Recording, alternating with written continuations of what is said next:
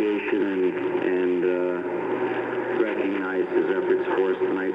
Certainly we appreciate what he did, and he was just outstanding.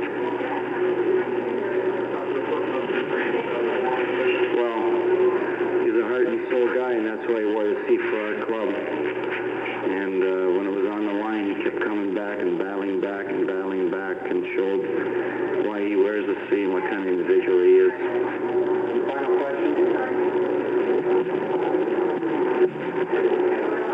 Experience the difference? I mean, was the experience hurt your team? To a certain extent, I suppose that's how you describe our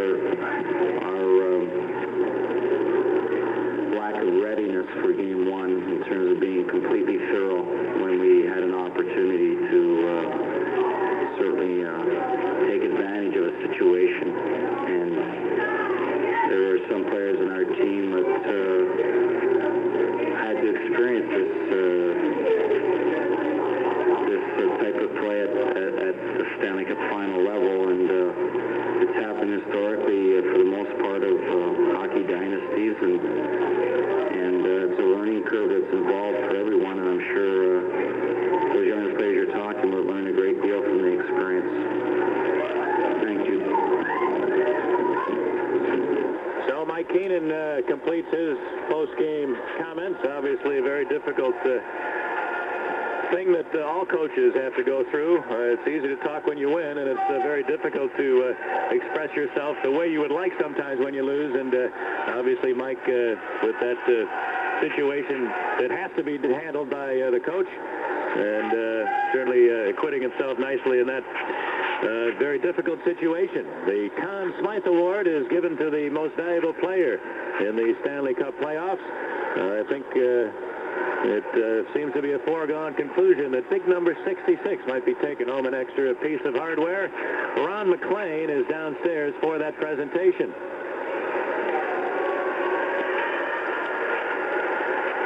Okay, NHL President John Ziegler. John, you can do the honors. Thank you very much. And as our great friend Bob Johnson would have said, it was a great day for hockey. And your team was outstanding and deserved to win. And Mario, among all the great players, your play was the best. Once again, congratulations on being the 1992 Conn Smythe Trophy winner. Well done. Appreciate it. Thank you. Go ahead, Mario, your comments.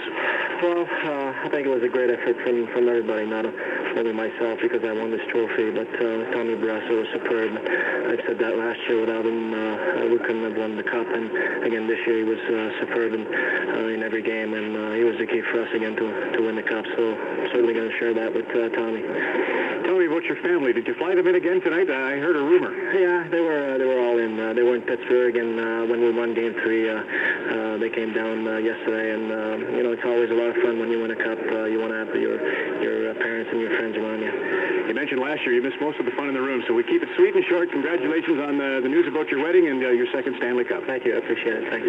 Thank you. My thanks to Mario Lemieux, the Conn Smythe Trophy winner, and the National Hockey League president, John A. Ziegler, Jr. Mario Lemieux takes home some more hardware. What a maturation has taken place with that guy. Remember when he was drafted, the spoiled brat who didn't want to be drafted by Pittsburgh, didn't put on their sweater when he was drafted first overall by the Penguins, and really has learned some lessons about humility, deflecting praise from himself. He's really come a long way, and the National Hockey League should be happy that some folks like that, like Wayne Gretzky, have brought him along a little bit, helped him learn the ropes a little, and he's really learned marvelously. Well, Canada Cup, he was matched up, and Mike Keenan did this trick. He put him with Gretzky on the line, and they won the Canada Cup, and from that time on, Mario Lemieux has matured as a player. I think he took a lot of heat and a lot of pressure on a young man to carry a franchise that had been struggling for a long, long time.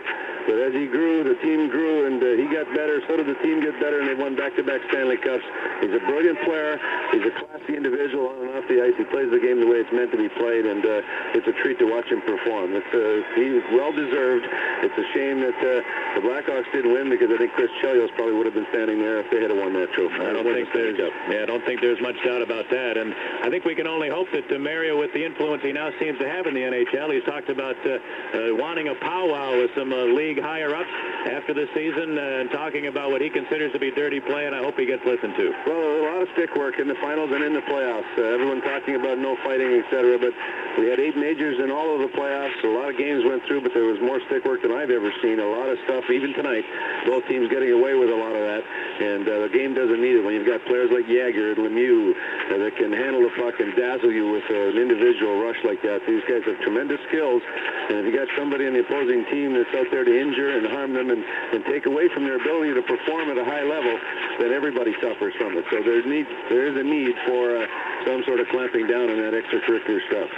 Well, the Pittsburgh Penguins, 2 in a row now. They have tasted the sweet taste from the Stanley Cup, and this, of course, is our swan song, regrettably, here on Hawk Vision and WBBM. And a quick couple of words about that, because, as you know, our final game is tonight with WBBM, as it turns out. We've had a long relationship with those folks over there, and we do appreciate the support. I especially want to mention 2 people who have really taken to hockey and done a lot of work with the Chicago Blackhawks, and Brian Davis and Eric Brown. They really become very involved. We're happy to see them whenever they come around. And to the rest of the folks at WBBM, please keep up the good work. You're the best in town at what you do, which is deliver the news. And sorry, Group W, you haven't come close yet. So I hope that the folks at BBM can continue to excel the way that they have in the past. Well, what about Al Rosen? Unbelievable. The best engineer in the business, and we're certainly going to miss him. And yes, we take our hats off to WBBM for all their support. They've been very supportive of Pat and I, and it's it's going to be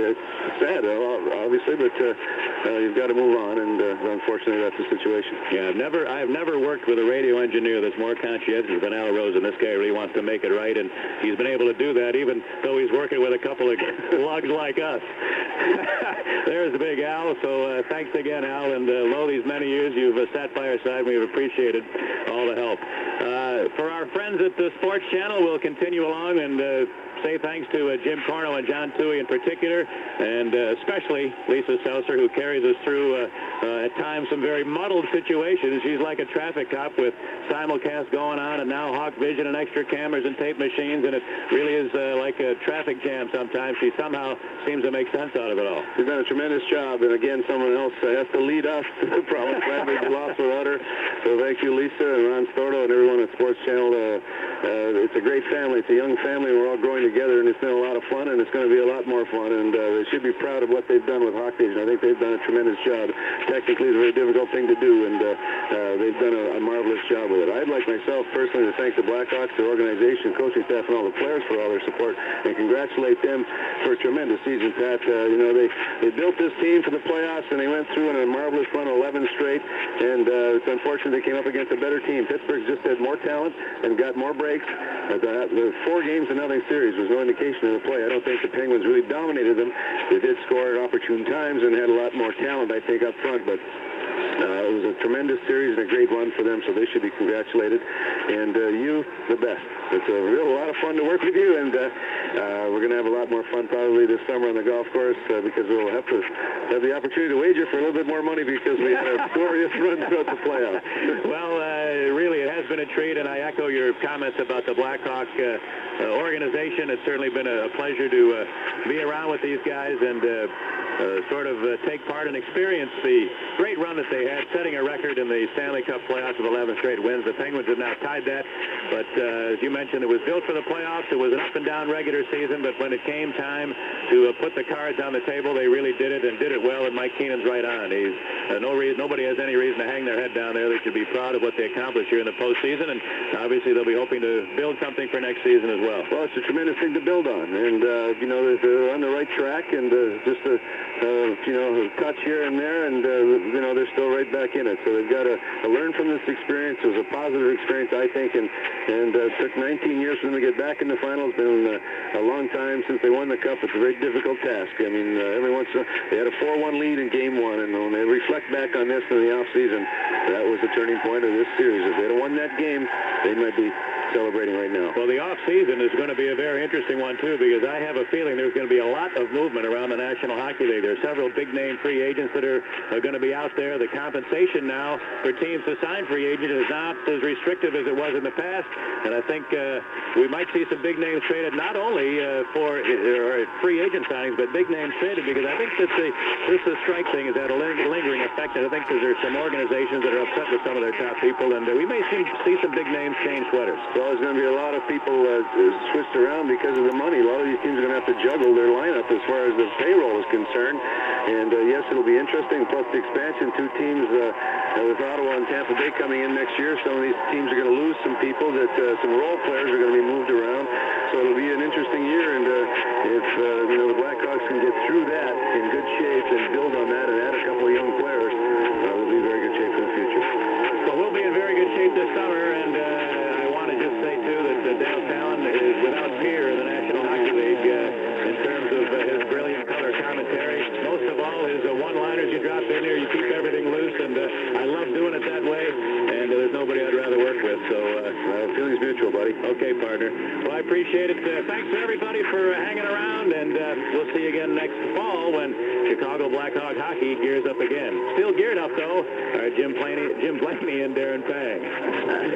All right, thank you very much, guys. We've got some interesting numbers here to talk about before we do anything else here. First of all, Mario Lemieux becomes the first repeat winner of the Conn Smythe Trophy since Bernie Parent. They are the only 2 men to ever win the award in back-to-back years.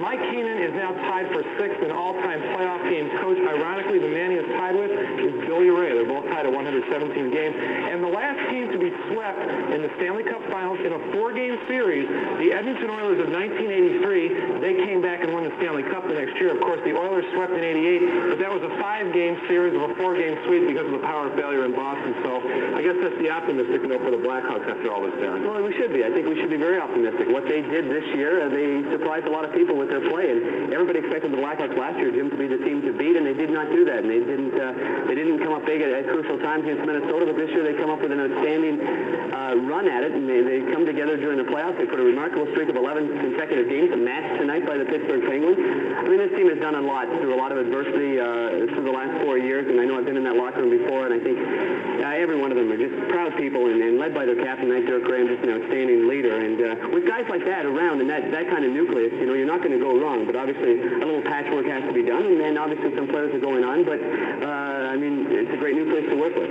You cannot stand still in the NHL if you expect to win. The Pittsburgh Penguins, they didn't stand still this year, and that might have been the reason why they won the Cup. They got Rick Tocchet, and he goes on to be one of the key players in the series, in spite of everybody talking about Lemieux and Yager. I really thought it was Barrasso and Tocchet who really made the big difference. They stepped up, played very, very well. Absolutely, and that's obviously a tough call, and I know our good friend Don Cherry over with Hockey in Canada loves Ricky Tocchet and says if he scores a couple more, he's the guy, and I don't think there's any question that he's a key player for the Pittsburgh Penguins, and when they acquired him from the Philadelphia Flyers, I mean, a lot of people shook their head and said, that guy is the key. They gave up great players in Paul Coffey and Mark Recchi. Let's not forget those great players, but obviously when you've got a little guy like that running the corners like a pit bull, so to speak, you're going to have some kind of success. And Rick Tocchet had standing clear, Tom Barrasso was brilliant. Their whole team just come together, they came together well, and without Mario's magic, though, too. I mean, he's the guy that takes charge out there. And let's not forget that Mike Keenan wanted Rick Tocchet very, very badly.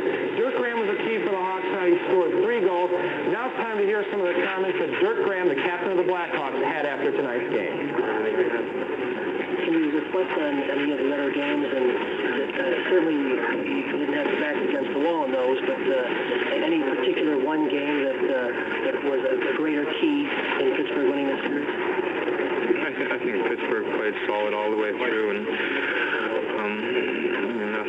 nothing that we did phased them, really. We changed different things and tried different things against them. In the first game, I thought we had a good shot at taking the first game in Pittsburgh, and they proved that the character on their team, that they could come back, and they showed us a lot in just that game, and I think that they played great hockey throughout. I mean, they are the defending Stanley Cup champions and the Stanley Cup champions again, and I think they proved that to everybody. The reasons why in this series they came back at different times, and when things got tough, they were there again. So we tried everything we could. They were a better hockey team.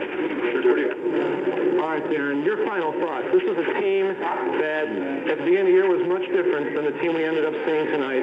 Your final thoughts on any 192 season? Well, I think you've got to be very impressed with the character of the Hawks club, and it goes above and beyond what's behind the bench and who's leading in that direction. I think you look at it and on the ice, the players that come through and the players that do the job time and time again, and the guys like I said, like Dirk Graham, who we just heard from, like the Brent Sutters who came over from New York Islanders, and there's plenty of question about that trade, but things really did work out for the Blackhawks. So when you get to the Stanley Cup final, you ought to be awfully proud, and I know those players will be proud, but yeah, they're awfully disappointed too. I mean, if you lose in 7 games or you lose 4 straight, there's still a disappointment, and these guys will come back strong, and you just know the character of this club. Obviously, one of the hot off-season topics is going to be, will Mike Keenan move up and become only the general manager, or what's going to happen with the coaching situation? Mike is the general manager.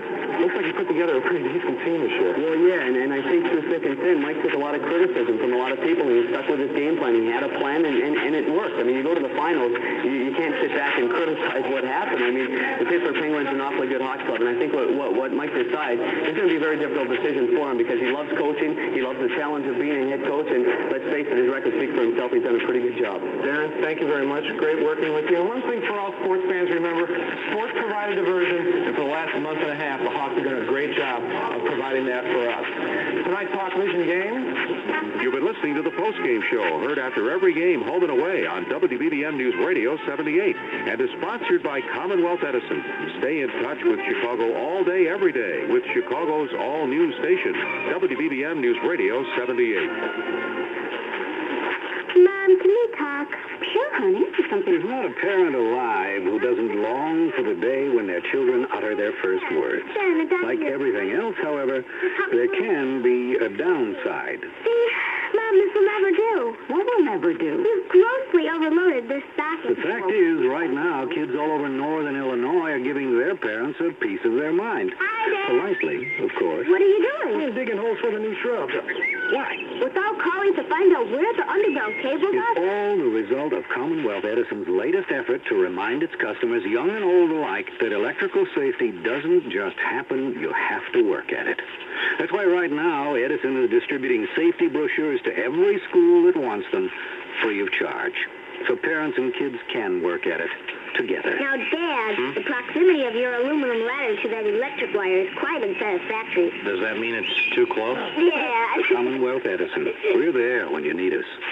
Tonight's blockbuster play of the game, mid-third period. The Pittsburgh Penguins with a 5-4 lead and another 2-on-1 break. Ron Francis and Sean McEachern on the attack. Francis crashes deep and buries the puck for what turns out to be an insurmountable 2-goal lead. The Penguins surviving a score by Jeremy Roenick to win their second consecutive Stanley Cup. And that is, for Blackhawk fans, your season-busting blockbuster play of the game, brought to you by Blockbuster, the official video store of the Chicago Blackhawks. Chicago Blackhawks hockey on WBBM has been sponsored by Bud Light. Everything else is just a light. By Blockbuster Video, Chicago's #1 video store with over 80 locations. By your local Chevrolet Geo dealer. Good people to know when you're looking for a car. By Coca-Cola. Coca-Cola Classic is the Blackhawks' exclusive soft drink. You can't beat the real thing. By Commonwealth Edison. By Illinois Bell, who reminds you to stay on top, stay in touch. Illinois Bell and Ameritech Company. By McDonald's. What you want is what you get at McDonald's today. By United. Come fly the airline that's uniting the world. Come fly the friendly skies.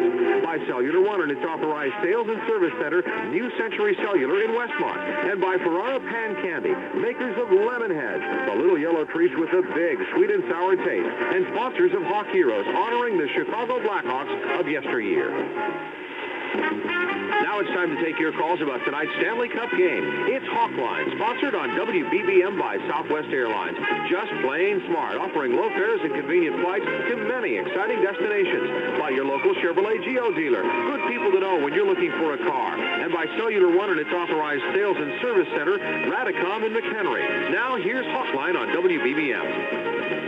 Well, it was one heck of a fun run, but in the end, the final round, these Blackhawks wound up against a team, Daren, that was just too big, too fast, too strong, too good. And I've got to tell you something. I mean, first of all, we'll take off our hats and bare our bald heads to the Pittsburgh Penguins. I told Craig Patrick, their general manager, when the score was 6-5, I said, if it holds up, I said, congratulations. And I said, I've got to tell you, you guys are an awful lot of fun to watch play. And they really were. At the same time, of course, maybe the frustration is a little bit deeper because when you get right down to it, 3 out of these 4 games were terrific hockey games, and there was not a whole lot of space between winning and losing. No, there wasn't. And you know, all you have to do really, Brian, is if you want to reflect on anything, you reflect on the first game when the Blackhawks were up 4-1 with Brent Sutter's goal. It looked like everything was going real well offensively. And, you know, that just says so much about the Pittsburgh offense. And we've talked about it time and time again, that they're never out of a hockey game. They're never out of a contest. They get great goaltending. They have an exciting team. And I tell you, I think about years ago when those Pittsburgh Penguins were baby blue and dark blue and white collar, and they had no respect as, you know, Pierre LaRouche and guys like good players, but just not a respected team. And I look at them now and I think this team can be a dynasty.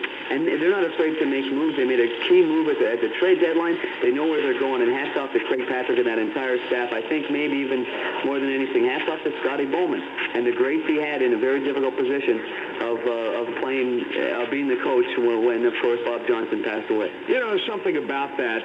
Nobody really gave them any chance after Badger Bob died of brain cancer. And, you know, it's really almost ironic because Bob Johnson coached his last game here at Chicago Stadium. Do you remember the Canada Cup exhibition between the United States and Team Canada?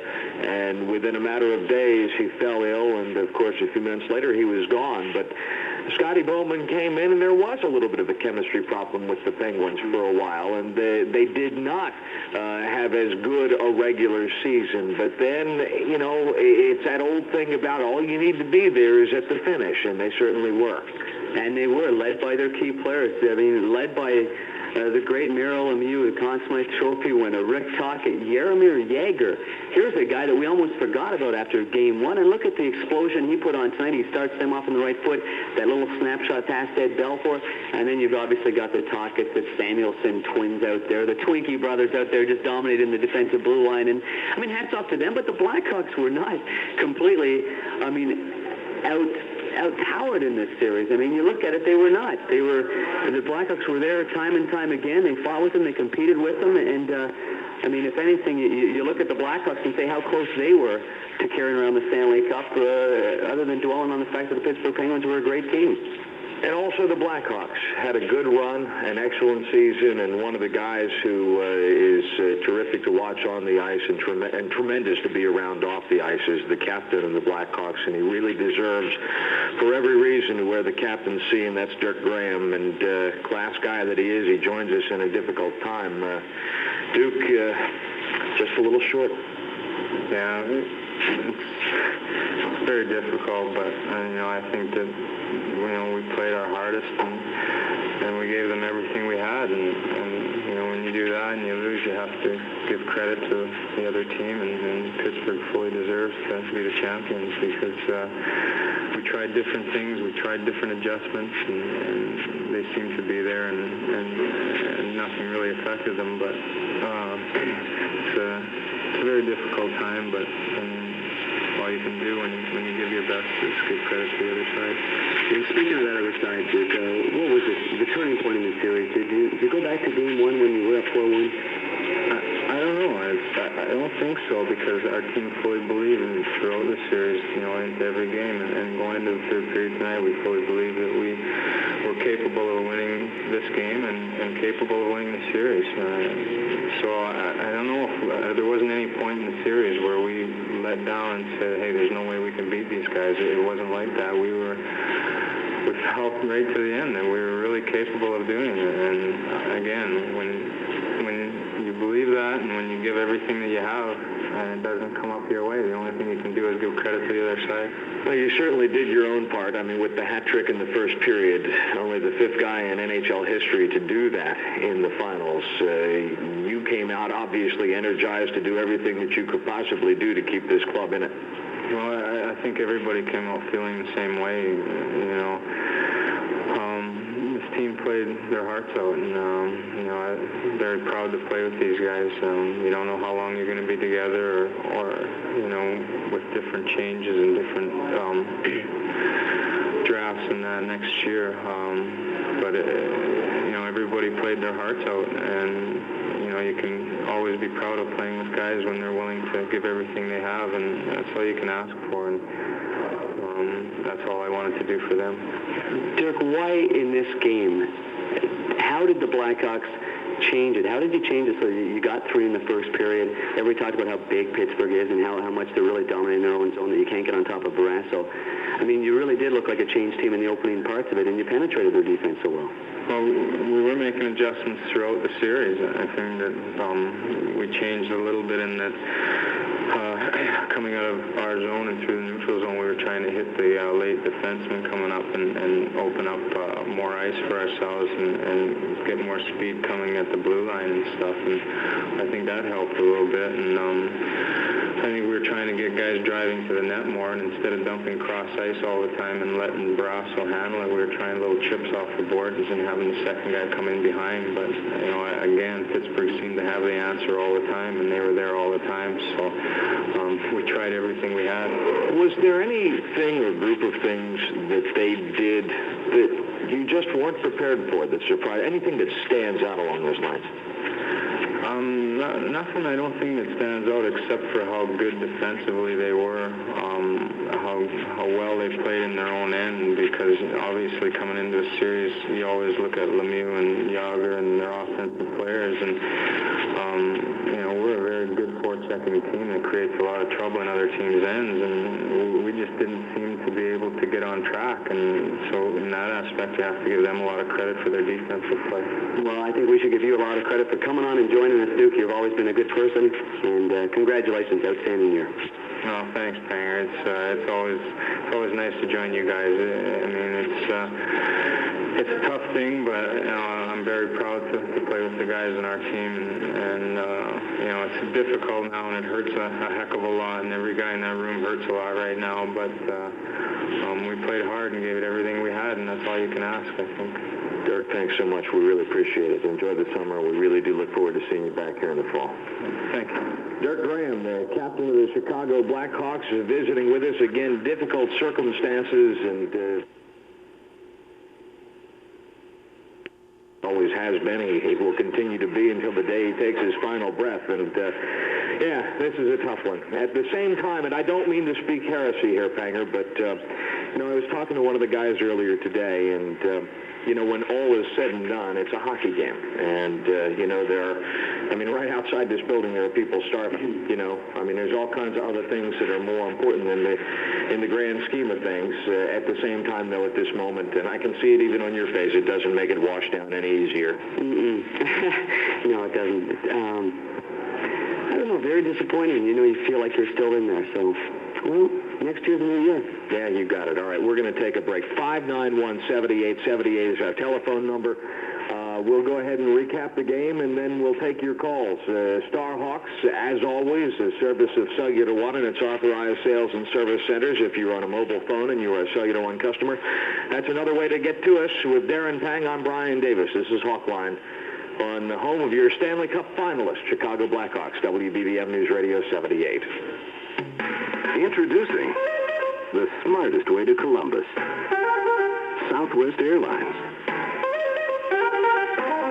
For only $49 any weekday, just $39 any weekend, which means call up or even walk up. You won't pay more. But low fares aren't the only reason to fly Southwest Airlines.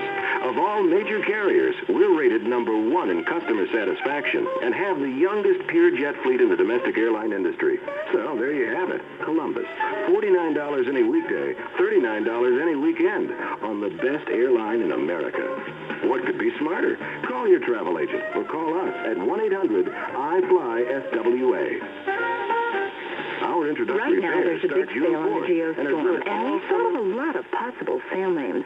There were the hard-hitting ones, like the That's Right, $1,250 cash back or 6.9% financing for 48 months sale, or a car that's 40 gets 30 miles per gallon City 36 highway sale, but they just seemed a bit too straight. So then we tried the sure you could get a Porsche, but how are you going to pay for food sale, and the careful, your friends are going to want to borrow it sale, which were better. Then there were my personal favorites. The Are you a model? What beautiful eyes. Cover of Cosmo, right? Sale. And the Would you like a back rub, maybe even a Hungarian foot massage sale. But the one they chose was the You've already got enough stuff, wouldn't you rather have a car sale? Which has to do with the fact that $1,250 is a lot of cash back. So that's the one they picked. Get a Geostorm and $1,250 cash back or 6.9% financing for 48 months at your local Chevy Geo dealer today. They hit you hard, they knock you on your butt, and then they strangle you. Minute 37 seconds into the game, Jaromir Jagr, who, I mean, talk about superstar. This guy has got all the potential to surpass Lemieux some point down the road. You're right, he's got the longest stick in the hockey league. It's just unbelievable. But a hard wrist shot at a sharp angle to Ed Belfour. Hardly 90 seconds into the game, all of a sudden it's 1-0 Pittsburgh. But then the Blackhawks started to fight back. They worked it. About 5 minutes later, pay dirt. Chelios wrestling along the boards, got help from Mateau. Mateau looking for Graham, bouncing puck, kick to the stick, a backhander. Burroughs with another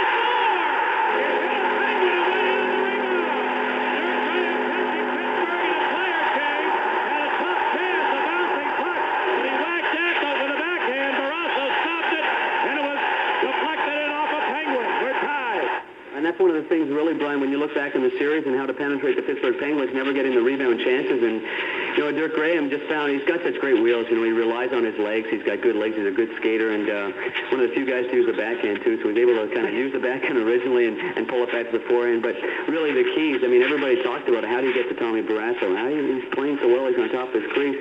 You've got to bang at him and get rebounds and hopefully get him out of position. And, you know, Dirk Graham was really truly the spark for the Blackhawks in that opening period. We haven't seen this team score 3 goals in one period for an awful long time, and certainly Dirk Graham had a lot to do with that first period. Yeah, and you go to the net, and Dirk Graham continually. I mean, all the thread through his first period hat trick, folks, was that he crashed the net. I mean, he was a one-man crashing through, but, you know, you're thinking when they get on the board, just don't let the Penguins score in a hurry, and that's exactly what happened. And here's the drawn-out control by the Penguins. Mario Lemieux put it over the line. Here's Stevens cutting for the net. A one-hand shot. He scores! Kevin Stevens, a one-hand shot after he was set in by the big guy Lemieux. And the Blackhawks, having tied the game, now fall behind 12 seconds later.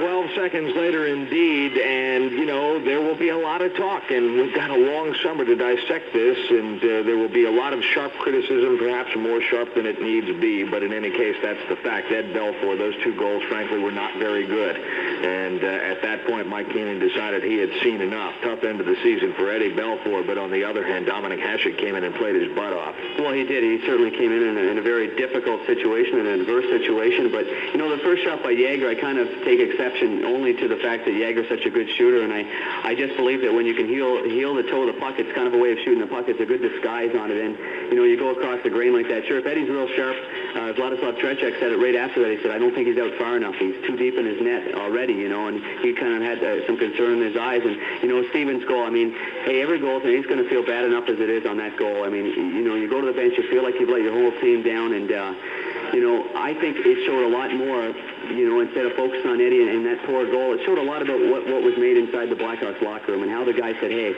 this is a tough situation for him. He's been pulled in front of 18,000 in the Stanley Cup final, game being played all over the world. Let's rally behind him. And they did that. They rallied, and Dominic Hasek played well, too. And all year long, they've been a good tandem. And when Ed Belfour wasn't there, during the regular season, he was there time and time again for this club.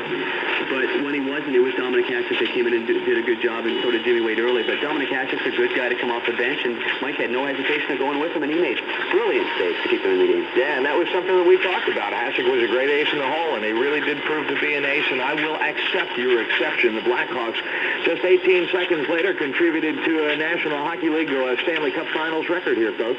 Long feed up the middle over the stick of Mateau, sliding into the Penguin zone, and Barrasso puts it up the left side. Stevens couldn't handle it. Chelios cut him on a Graham. He scores! Dirk Graham ties the game as Chelios set it up brilliantly. And just seconds after the Penguins take the lead. Now the Blackhawks have tied it. 3 goals in 30 seconds time, beating by 1 second, a record set, 1985 in Game 3 of the Philadelphia-Edmonton final. So all of a sudden, the Blackhawks are right back into it at 2-2. And if I could get my pad back from Al Rosen, give me my score sheet, would you please? Jeez. He's in his excitement to help us out here on the program. He's strangling me. Here, Mario Lemieux at 10-13 on the power play. And this is the only man advantage goal of the evening. And here's a shot and a save by Barrasso and a Jocelyn Lemieux backhander. Now Noonan out of the corner centering. They score! The hat trick for Graham! Dirk Graham had a tough chance. A hot pass from Noonan out of the corner. And the original hat trick. 3 straight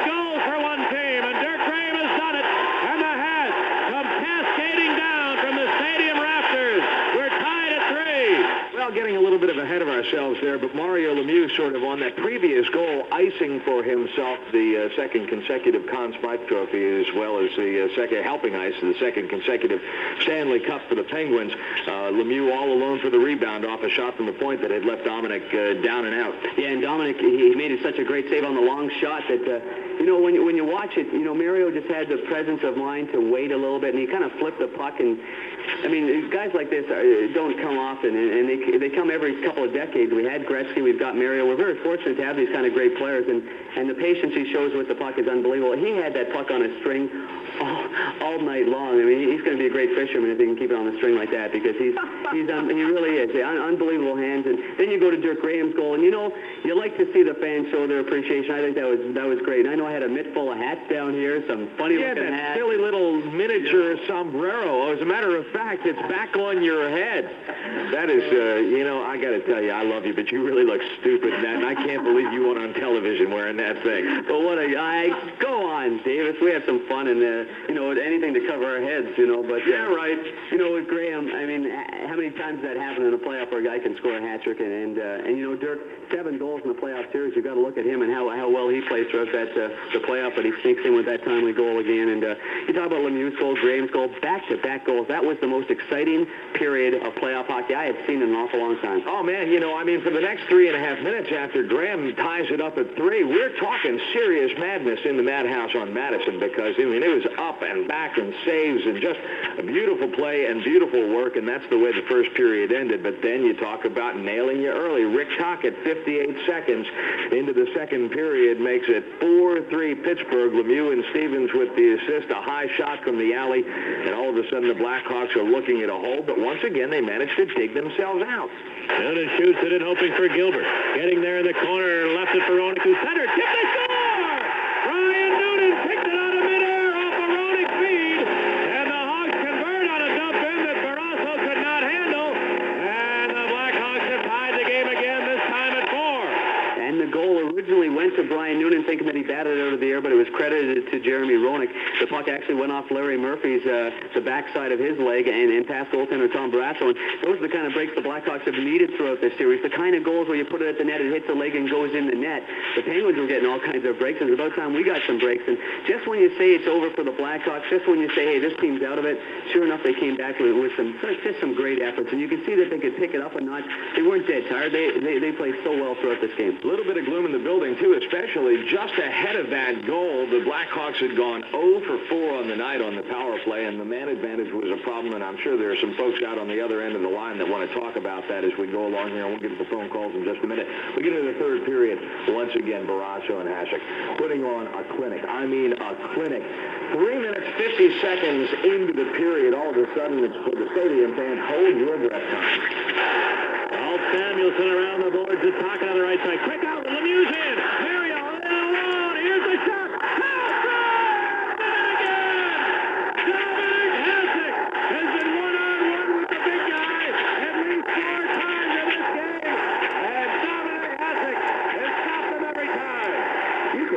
Save, couldn't you? Oh, have you ever heard the stadium so loud? I mean, timely saves you talked about it. And, one thing about the way Dominic plays goal is he's so unpredictable, and it's confusing for a shooter. I mean, he's sprawled on the ice going kind of right to left line sideways, and it's in his glove. I mean, he's just an unpredictable goaltender that relies on confidence, which he has a ton of. And when you make the big saves like that, you hope that your team's going to rebound and come up with something. And they did. You could see that they were saying, hey, Dom's giving what he's got. He's making the big saves on Mario. I mean, the question here is, how the heck do those Pittsburgh Penguins get so many 2-on-1s and 3-on-1s throughout the course of a game? They're just, Mario's out in the ice for 2 minutes, 2.5 minutes, 3 minutes, and you say, boy, he's dead tired, we can take advantage of him? But no, they turn around and go the other way, and they have a 3-on-1, and they end up getting a good chance. There is the clearest evidence of their dominance. I mean, I think that's right there. That's exactly it. I mean, the Blackhawks try to pinch in, they try to make something happen in the Pittsburgh zone, and they wind up giving up all these odd man breaks, and the Penguins wound up putting on an awful lot of pressure in the Chicago zone, and not much after that save. It was bad news for the Blackhawks. Mario Lemieux, 2-on-2 the other way, gets the line, leaving for Tocchet. The late man is Murphy, wide open, shooting, and he shot it up off the glass. Oh, Larry Murphy just reading rushes beautifully and catching the play. Here he is again, his shot, he scores! Larry Murphy, a long wrist shot from the top of the circle, sailed past the blocker of Hasek and just inside the post. Pittsburgh